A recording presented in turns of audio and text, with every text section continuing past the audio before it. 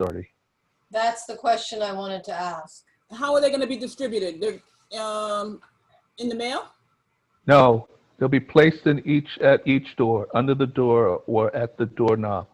That's Great. great. Each apartment, Excellent. Great, great, and posted in the building. great. That's Janice, wonderful.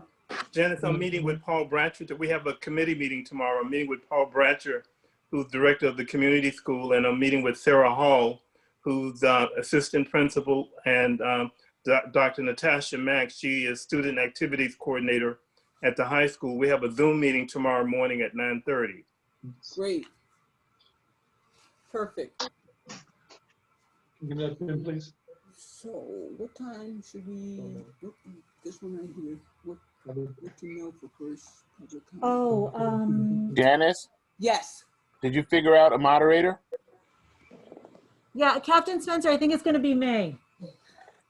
Who's that? Oh, it's going to be you, Karen? I think it is, just in terms of keeping track of people's times and letting people in and out and moving it along. Great. You feel okay about that? I don't know. She's biased towards the police. Towards the who? Towards the police, and I like that. Towards the police. You like that, huh? So that's in your favor. We'll see how the first one goes. Then we might need to change the Yeah, moderator. we might have to. So, Karen, you're going to use that bell? Huh? I'm gonna need to use something. Yeah. Yeah. To let people know. I don't know. Typically, the one that Westchester County did, when there was like 30 seconds remaining, and I know that they do that at like school board meetings and any kind of open meeting, they with 30 seconds left, they just remind the folks that they only have 30 seconds left. And if it goes a little bit over 3 minutes, who cares? As long as they get their voice. Exactly. And Katrina, you had your hand up? But you're on mute. Yeah, I was just saying that that I would be available to come to next week's meeting. I didn't hear what you said. Katrina said she's available to come to next week's meeting. Can we squeeze it in? We can, yeah, yes. Okay, Katrina. Yes. Okay, Thank you, Katrina. What time should we be here? you're welcome. I would say maybe by like 5:15, 5:30, Okay. 5:30. So the ones who volunteered to come in, let's try to be here between 5:15 and 5:30. 5:30 is 5:30? probably fine. 5:30. Okay, Okay, yeah. perfect. And I will send out a Zoom link to everyone who's going to be attending the meeting on Zoom. I'll send it out probably on Tuesday morning to all of you so that you'll be able to, join the Zoom meeting. Will the public be able to see the Zoom meeting? The public will be able to view the meeting on the city's cable channels, Verizon and Altice cable channels, and also they can see it live streamed on the city's website. What about afterwards? Just like a recording of it. And then a People could go recorded look. version can also be posted. So if you weren't able to view the meeting live, you'll still be able to see it. We'll provide a link. Is that Well, on the we'll be able to get stats from those who log online. See how many people logged in. Let me check, Bernie. We do get a monthly report on our web traffic. So we should be able to monitor that. Good. So is there anything else they need to know for the first public comment section? Other than being here, you're the moderator. I'm thinking that, Janice, that we should bring reading material, because if there's a lull, we're not going to be chatting with each other on camera. We're just going to be sitting there quietly reading something, right? Yeah. Good idea. Everybody has their guideline book? Everyone has it? Okay. I have something more interesting than that. Okay. I don't know what's more interesting than that, but. I've read it. I wanted to ask the chief to talk. Oh, yeah, the chief. You wanted to talk about something tonight? As far as maybe tours? So just a few quick things. I'm assuming that, you know, at some point we're gonna have to get around to it, and maybe as reference material as these listening sections come out. In the reference book, it talks about, you know, particular areas of police procedures and stuff. So I have about 5 or 6 things that I figure I should share with the committee, so you can have a point of reference. You can read it or not read it, but at least it'll be available to you. Response to resistance or use of force policies, or firearms policies, or body-worn camera procedures. The book mentions hate crime investigations, ID procedures, recording of custodial interrogations. I added our mission statement and also personnel complaints, how our procedures on that. The other thing, I think, if anybody has an area of particular interest that I could include in that, if any area of concern, also, you know, we could always look at other areas that we have based on some of the listening tours. So that's kind of the first quick thing that I wanted to bring up. Does that make sense? I could probably put together a packet within a couple of days and email it to everybody, so you can view what our actual policies and procedures say about some of the main points, at least as it's brought out in the police reform handbook. That'll be great. When we finish with the listening sessions and we start going into dissecting everything, then we're gonna really need that. So that'll be great. Yeah, some of it, well, you know, some of it, and that way you can read it at your leisure, and it's not being presented at a, you know, at a time. Well, at least yeah, when we're done with this, at least it'll already be out there for you to look at. You said something about a mission statement. Whose mission? The police department's mission statement. Oh, okay. It's just a, you know, what our overall mission is as the police department. Do you guys think that would be something we should have before the listening session, so we have an idea, just, you know, what the procedures and policies are as you listen to people make their, you know, comments? Yeah. Well, who's scribing the so if there's any question for the individuals trying to state what their issue is, how do we make that interpretation as to ask further questions about it? And I would think that whoever is writing that down, if we need them to clearly state what they're making a point about, it would help to understand what area they may be talking about. I'm going to go back to the Westchester group meeting. We just stated what we wanted to say. The council persons just sat there, took notes, and then we were told to, if we had written material, to pass it. If we had other material, we could email it. But the group itself, the 3 representatives from Westchester County, didn't ask us any questions whatsoever. And that's kind of the same format we envisioned for these public comment sessions.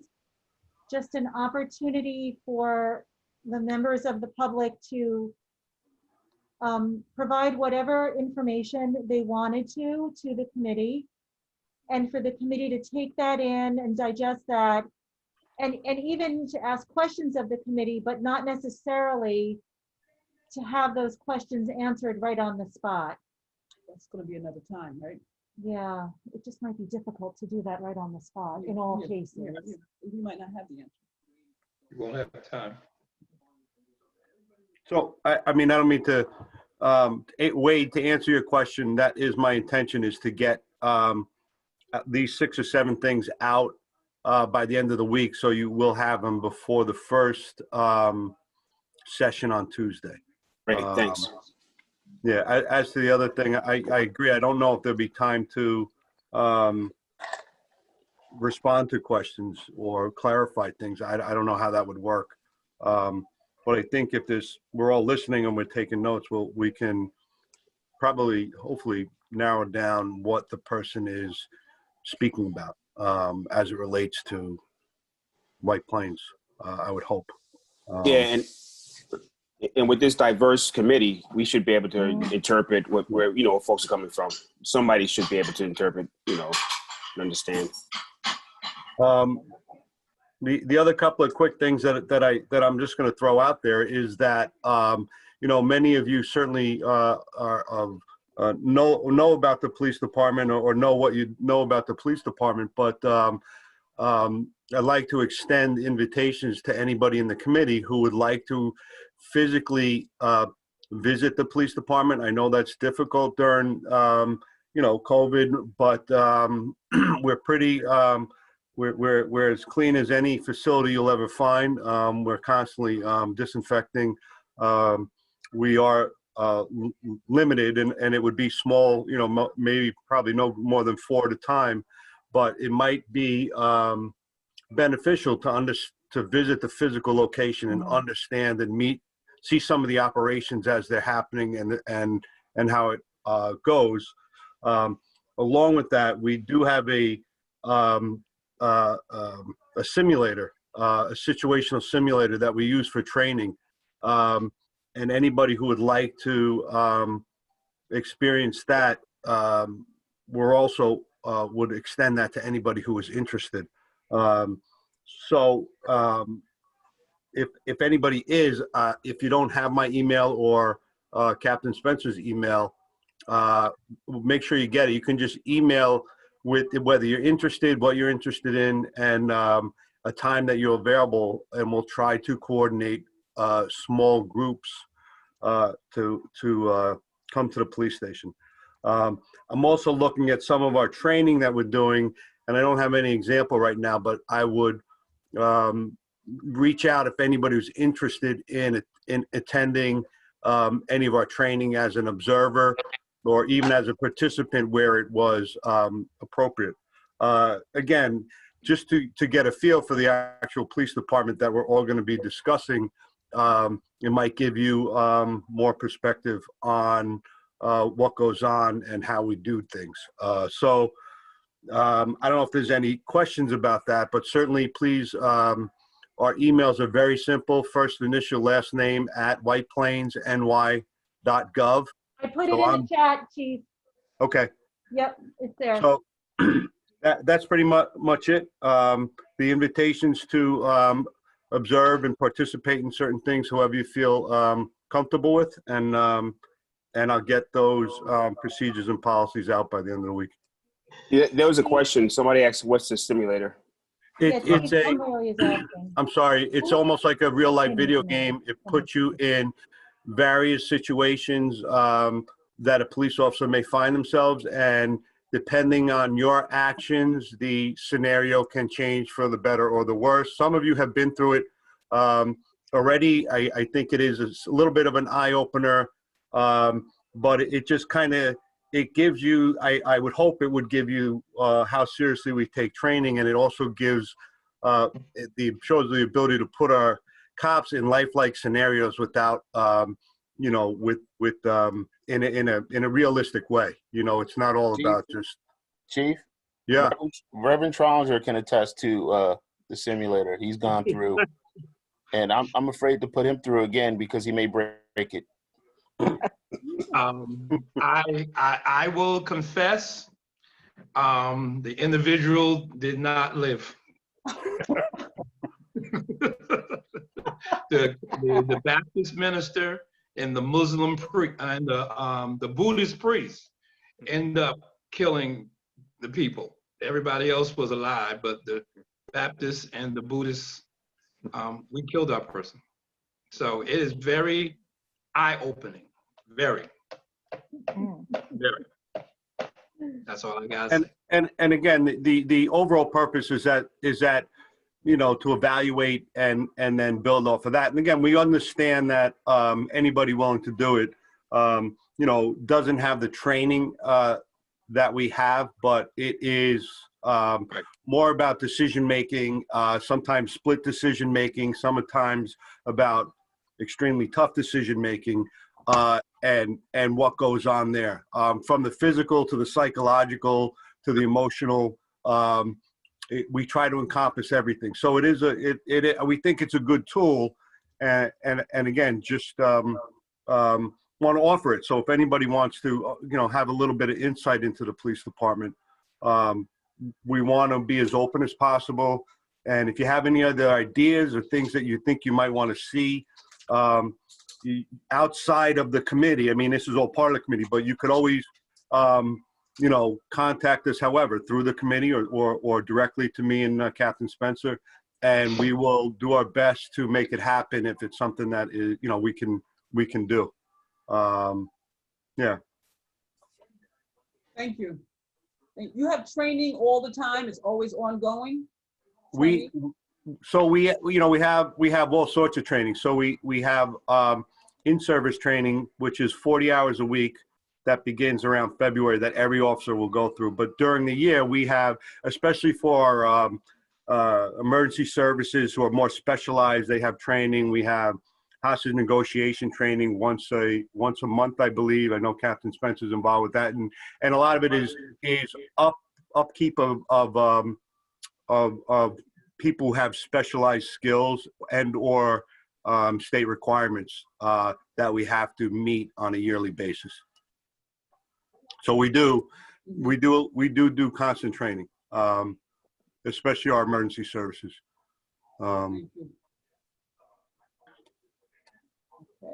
So Chief, they should contact you if they're interested in coming over to public safety and getting a tour and meeting some of the personnel there?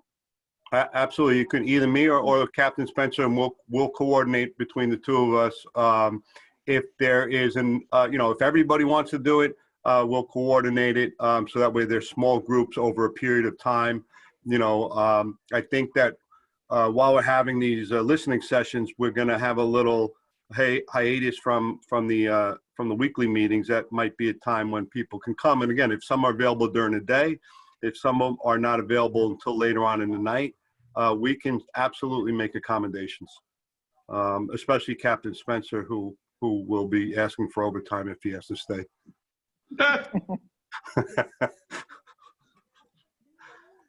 So, Brian, I wanted to ask you, PBA, is that an appointed position or are you elected?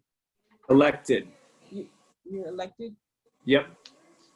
Actually, I have another election coming up November 2nd. So, how long is the term? How long is the term? Vote for Johnson. 2 years. I'm coming up on 2 years. So this November 2nd, I'm going to be seeking re-election for the president's spot. So we better wrap this have you up. done so far? I'm sorry? Is this your first term that you're doing now? Yes. Okay. It is. And we better wrap this up or he might not make the November 3rd meeting. Yeah. That's right. Tell him, Cap. So everybody, all the police, just police officers vote or? Nope. From police officer all the way up to the rank of captain. Oh, they vote? We don't let the chief vote. Huh? We don't let the chief vote. It'd be biased. So how many terms can you do? There is no term limit. There's no term limit? No. Okay. Usually the police officers will enact the term limit when they are unhappy with the president. Right. Yeah, somebody will run against me or whoever it was and unseat them when they're unhappy. Is that all you do all day or do you go out on the road or? Yeah, I'm a canine police officer. Okay. So, and I'm part of the SWAT team as well, the emergency services SWAT team as well. So I can give you firsthand what Chief Castelli is talking about. If you want to come down and see some of our trainings, it's pretty cool. Okay. I think Reverend Challenger had his hand up. Yeah. Yes, I was reading something. Kim just wrote something in this breezed by me real quick.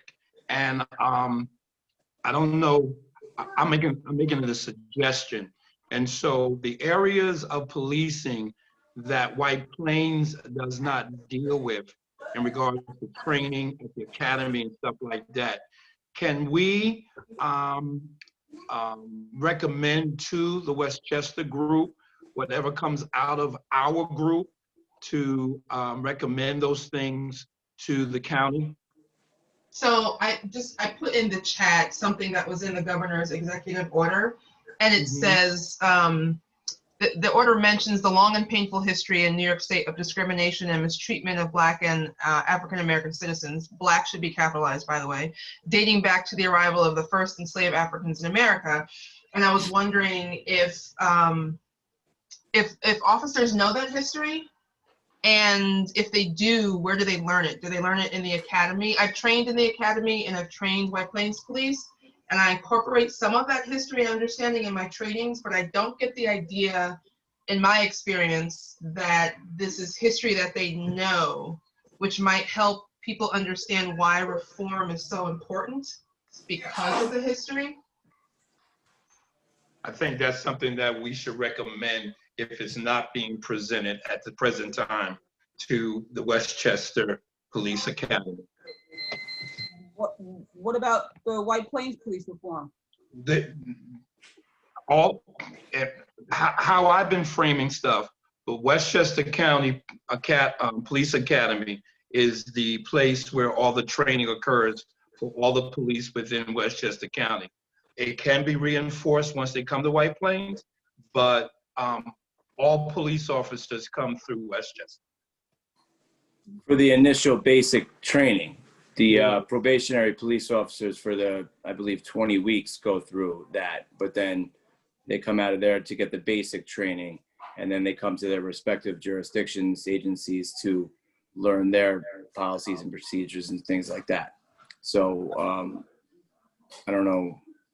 And I don't know, we, in our implicit bias training, our fairness in policing, we do have a block on some of the history. It's more of a recent history in New York and broader places. You know, what I'm talking about is maybe dating back to the 60s to give a little bit of perspective to cops.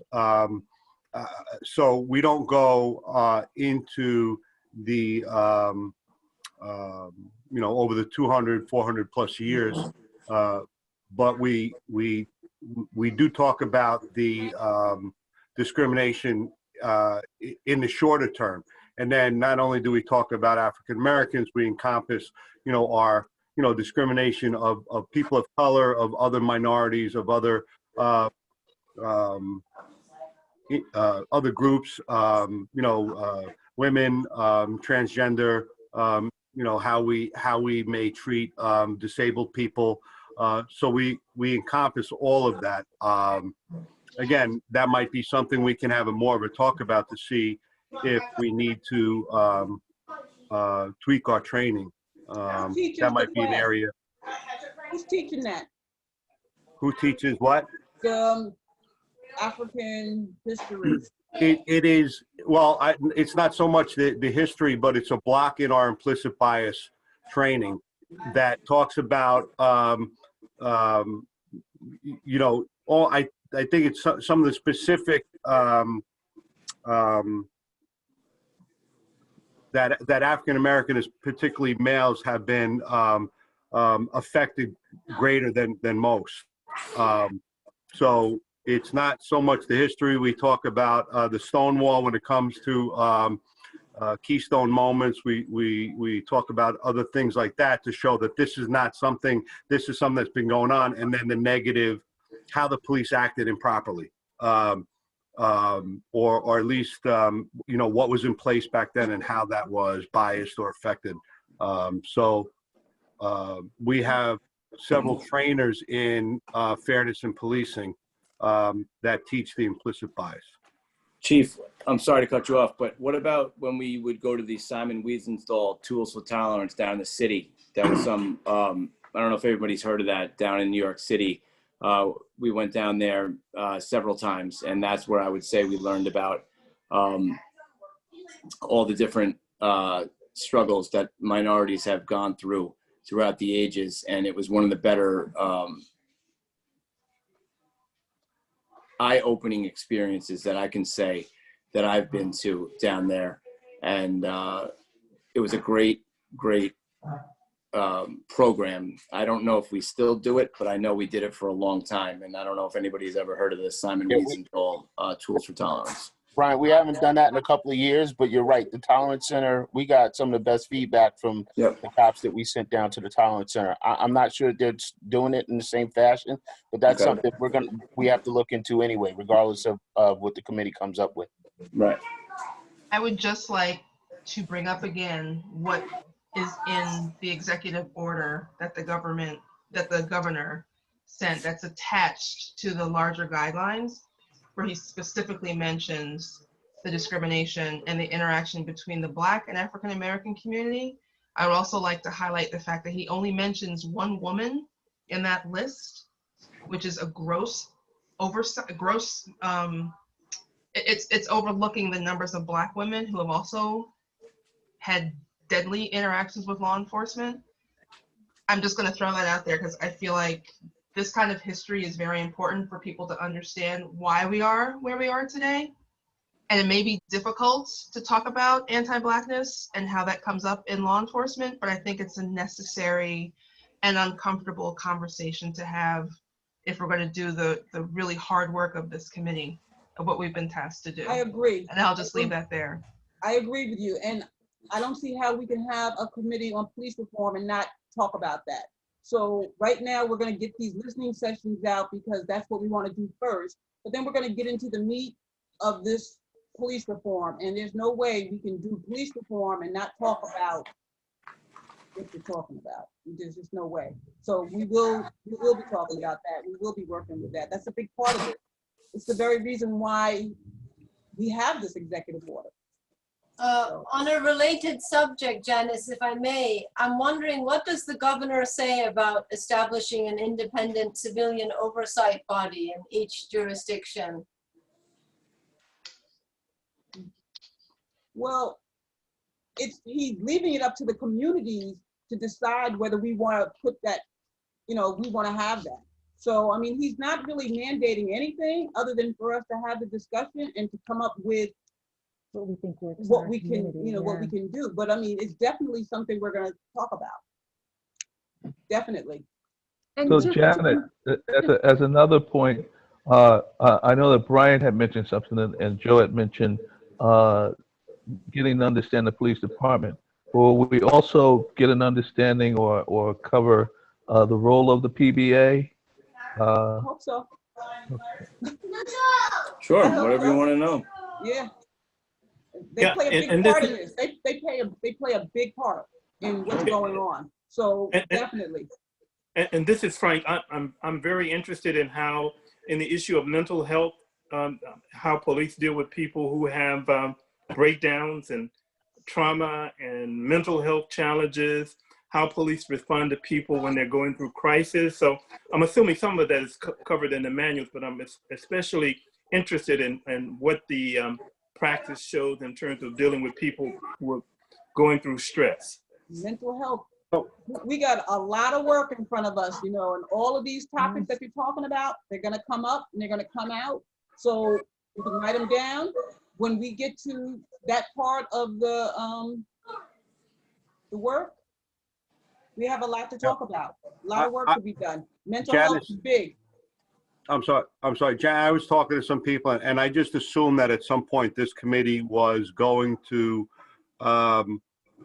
ask the questions of us. And I'm not saying it's going to happen in one session. It may not, we may not have enough time in one session, but I do think that all these questions are valid. But after the listening tours, we may have a better understanding of what the community feels, what we all feel, and then, we can focus on several topics, and then you can, as I said, you'll probably have most of our relevant policies and procedures, and then ask away the questions, because I do understand that, you can have all the policies and procedures in place, but it's what you do out on the street that is effectively what people are perceiving. So, you know, I'd love the opportunity when the time is right for everybody to kind of ask their questions. So we can kind of show you what we do in a way and how it is hopefully impactful or where we need to improve on these various things about bias training and mental health and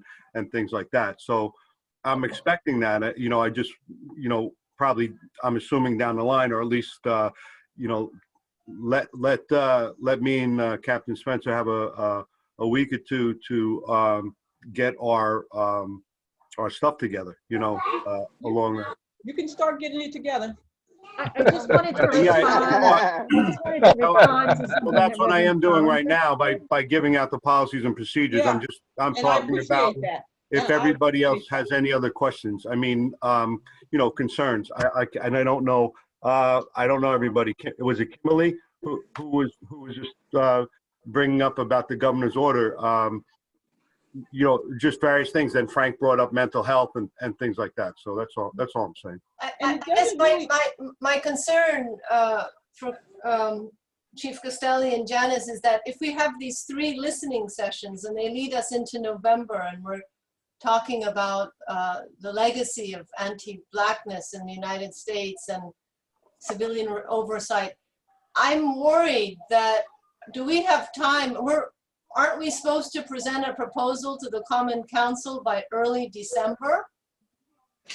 Nada, there's no set time frame. Okay. The report Thank God. ultimately needs to be sent up to the state. The council needs to vote on it, and it needs to be sent up to the state by April 1st of next year.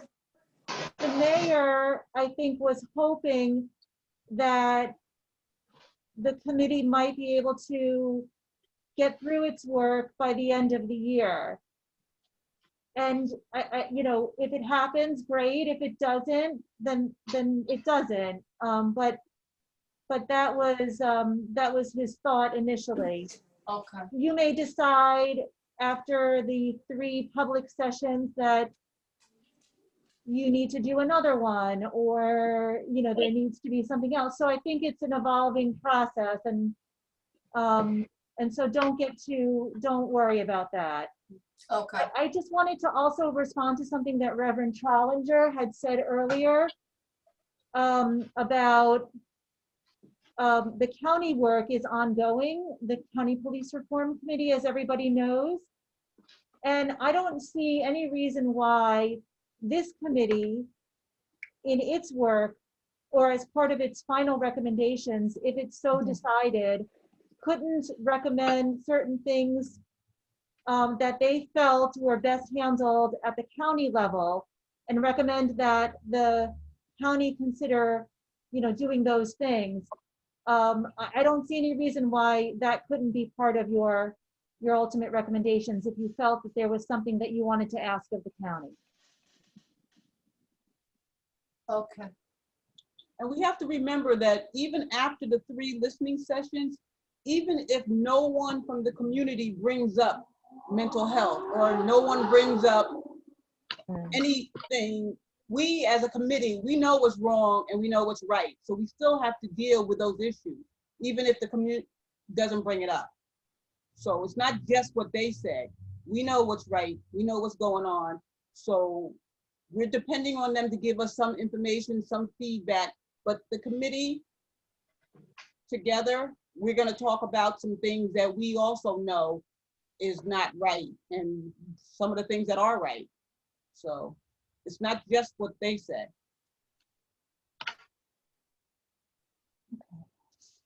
Are we good? Mm-hmm. So are we okay with not meeting during the week of our listening sessions, or do we still need to meet? Do we need to meet after the listening session? How do you feel about that? Should we meet after each one, or should we meet after the 3rd one? I would like to meet after each one, to be honest with you. I think there's a lot of stuff that we need to unpack. Yeah. So it'd be good if we had a listening session one night and then a review next night? session the following night, possibly.